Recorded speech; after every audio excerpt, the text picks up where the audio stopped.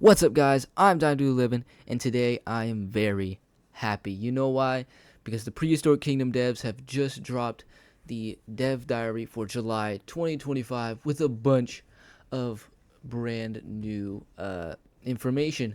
I've only briefly skimmed through it, so a lot of this stuff I'm going to be reading for the first time. So this is going to be interesting. I don't know why it says August 1st. It's July 31st right now. I don't know. I mean, I'm pretty sure that the devs. Um, yeah, never mind. Okay, anyway, let's check out what they've got to say. We are officially less than a month away from Update 15, and there's still quite a bit to talk about. So without further ado, let's get right into it. And here, of course, I don't care. I'm not paying for that. But let's check it out. Let's check out this picture. This could be paleobotany for all I know. I don't know. But of course, we've got a bunch of eggs with the velociraptors. So here is the state of development. Due to a variety of real-world factors impacting our team, it was not possible for Update 15 to begin public testing in July, which, honestly, that's okay with me.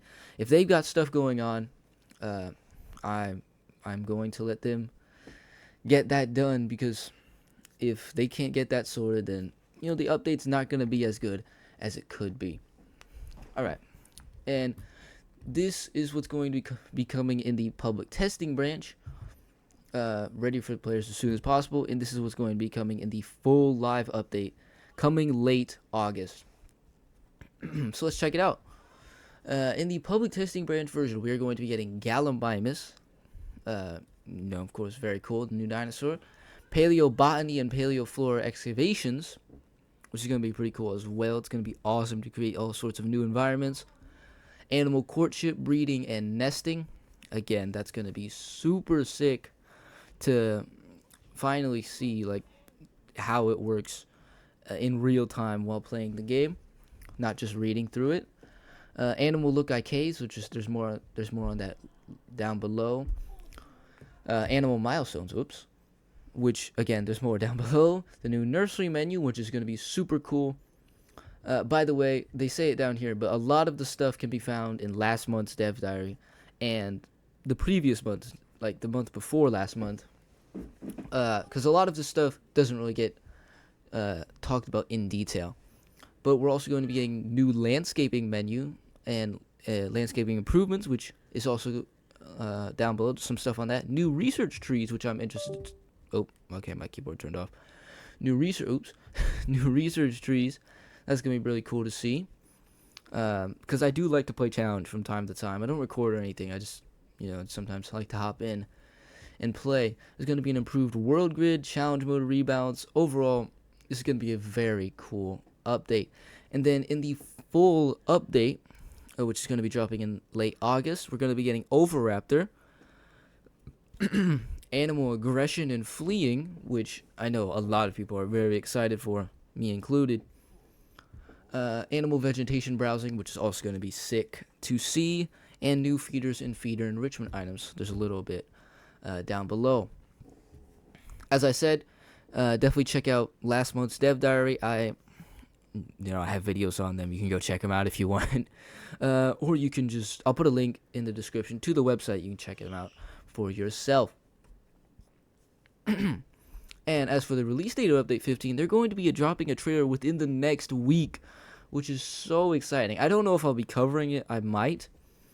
But yeah, definitely keep your eyes peeled for that. Now let's go down here for this beautiful picture.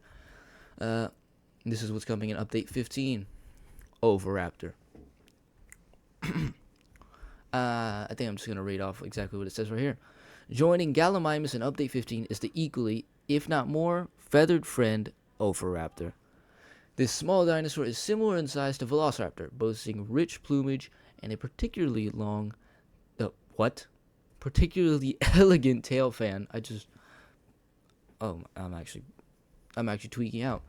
In the park, our scientists discovered that most restorations of Oviraptor are actually based on a relative named Sittipati. Was Sittipati? I don't know. Though many guests expected to see a larger animal due to this error, the real Oviraptor was more compact and basal by comparison. Scientifically speaking, they have the vibe of an overgrown parrot.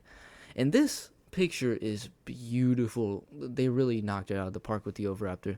I don't know too much about Oviraptor, but I mean, the devs always cook with these designs, and this one is absolutely beautiful. We can go down here to get a look, better look, like in game. Check out the iridescence on those feathers, and we can also get a look at the the babies, the very ostrich-like babies.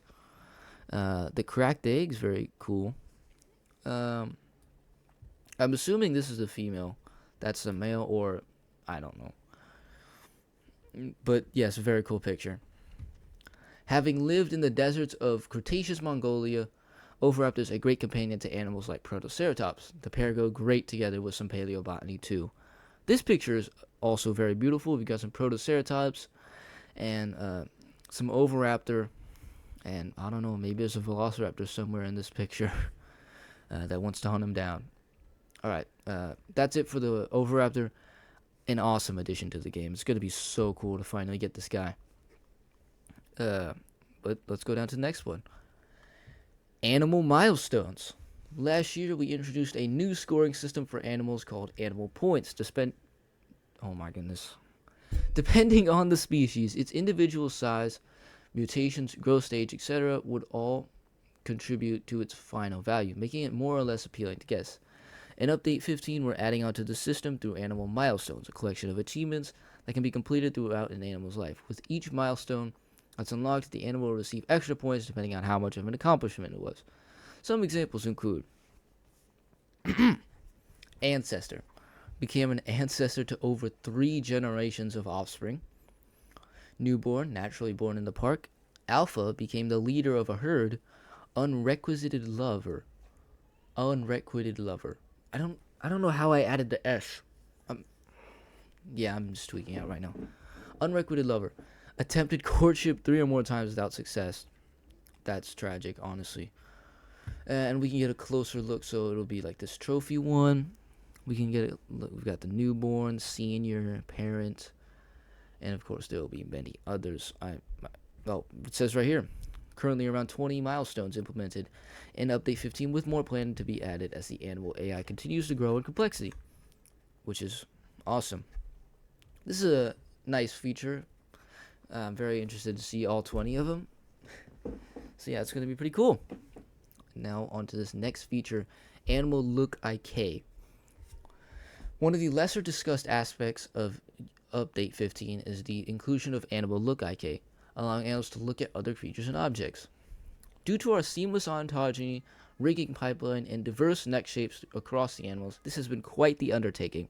I can definitely imagine it being quite difficult to get this done. Lots of engineering has gone into its development and will continue to do so as we get closer to release. Though not ready for mass implementation, you can see how it's developing below with some tests on the Ugra Naluk. So I'm going to go full screen. And as you can see, one of the devs dragging around this arrow thingy, and the Ugra is following it around. That's going to be so cool to see. It's going to add so much more life to these animals here. I'll play this one. I think this is like the same, just from a different angle. Could be wrong though. Actually, no, it's like, yeah, it's different. But yeah, this is going to be very cool to see. Once it's finished, this will become a core part of our future combat system to take advantage of adjustable head positions.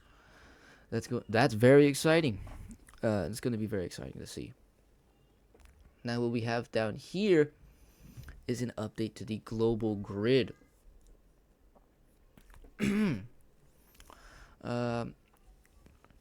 Sorry. In case you didn't know, players can enable a global grid while placing objects or prefabs in the world. Yes, this can help make building a lot easier and more organized. The problem is that in the current game, it doesn't work too well. I can say from experience, yeah, that's pretty true.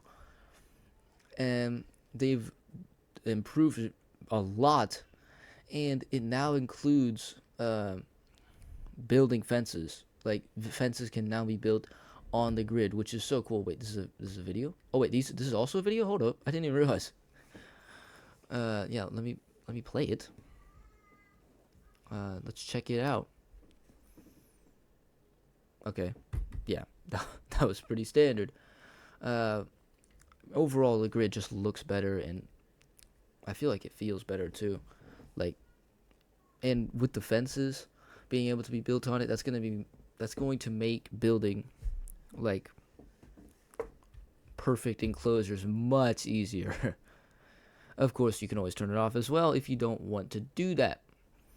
Uh, oh, okay. And down here it says that they do want to bring this feature to paths if they have the resources to rework them before leaving early access. Because in update 8, I believe, the fences were reworked, but sadly the paths did not get that treatment.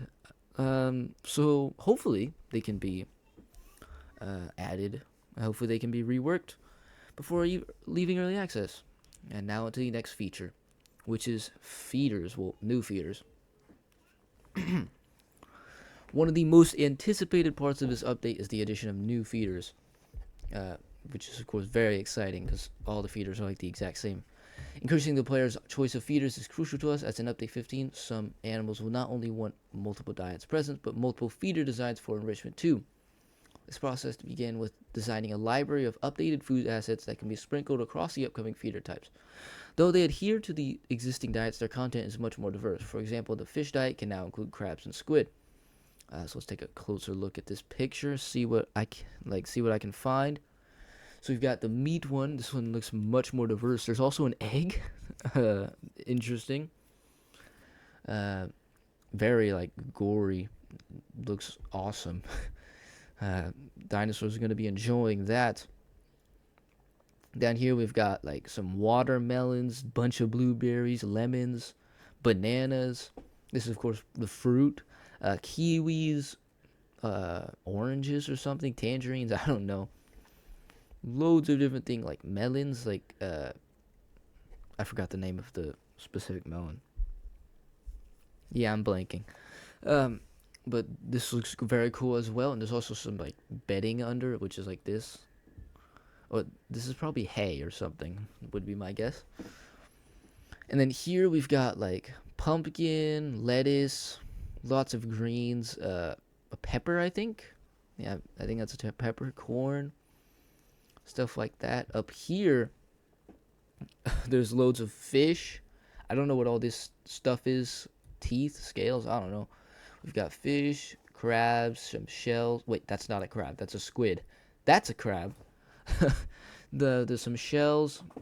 I don't know what this is. Wait, I have no idea what that is. And then over here, we've got the insect one, and this one looks very interesting. We've got some like crickets, some millipedes, I think. I have no idea what this thing is. Huge. It's absolutely huge bug or whatever that's supposed to be. But I don't know what type of bugs these are. I'm not a bug expert. And like I said, that's probably hay or something. But these new feeders are looking very cool. Speaking of, we've updated our standard feeders to use new models, support recoloring, and even added 3 new types: large, small, and long feeders. As you might imagine, different sizes hold different amounts of food. There's also a new plastic material, bringing the total style to 4. And so yeah, we can see the long. Also, we've got the wood, metal, different type of metal, plastic. So those are different styles. We've got the small ones right here. I'm assuming we've got 2 types of large, and then we've got the long ones right here.